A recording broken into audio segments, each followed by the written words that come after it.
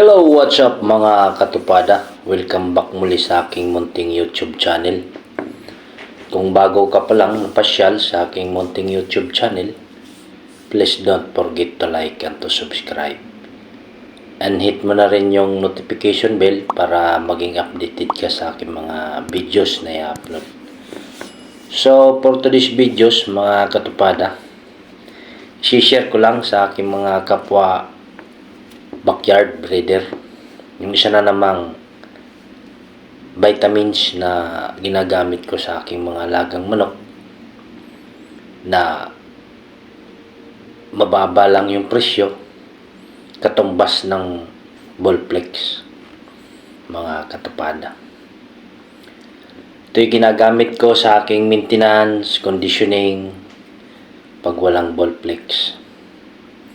Sabi pa naman, pang-alternate ko to sa Bolflex KQ.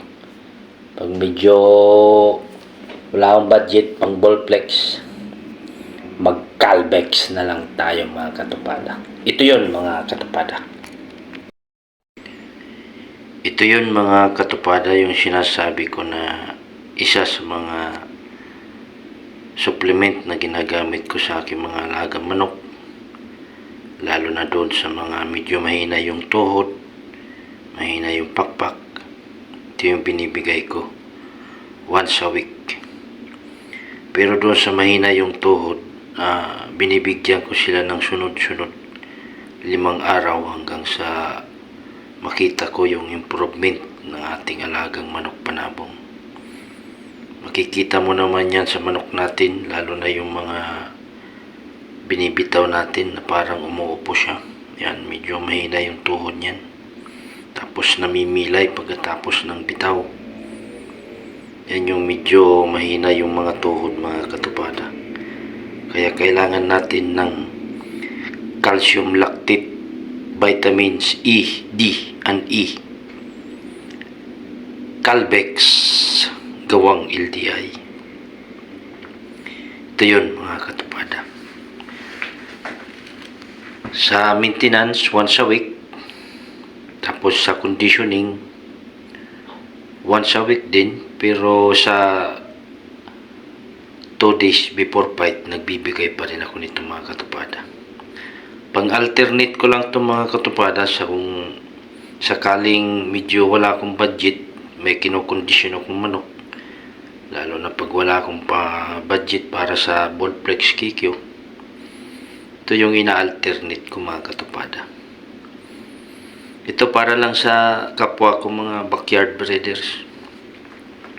Yung mga big time kaya nga bumili ng manok ng tag milyon-milyon. Tayo na yung backyard lang na gusto lang natin maging masaya, mag-alaga tayo ng mga manok panabong.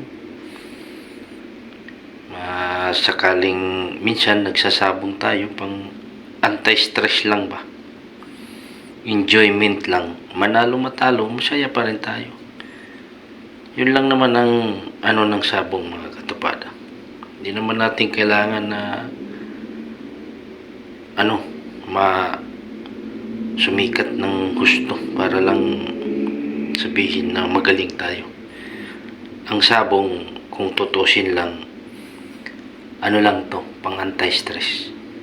Enjoyment, hobby lang. Kasi walang nagmamanipula ng sabong kung tutusin lang. Kahit sa pagaling yung manok mo, kahit galing pa yan kay San Pedro, may time na matatalo at matatalo yan mga katupada. Kaya kailangan dito disiplina, unahin yung dapat unahin sa ating mga kapwa, mga backyard breeder. Kung meron tayong pera na nakalaan sa pangunahin natin na pangangailangan, huwag mo nang isugal mga katupada, para sa ganon di tayo nagkakaroon ng mga financial problem sa pamilya. Yung pangsugal, manalo matalo, walang maapektuhan. Ganon ako magsugal mga katupada. Hindi yung pati yung pangmatrikula ng ating mga anak susugal natin medyo malas sa buhay yun mga katupada. payong kaibigan lang naman yun. Pero kung kaya nyo, why not? Nasa sayo pa rin yung desisyon. Yung sa akin, ano lang yan?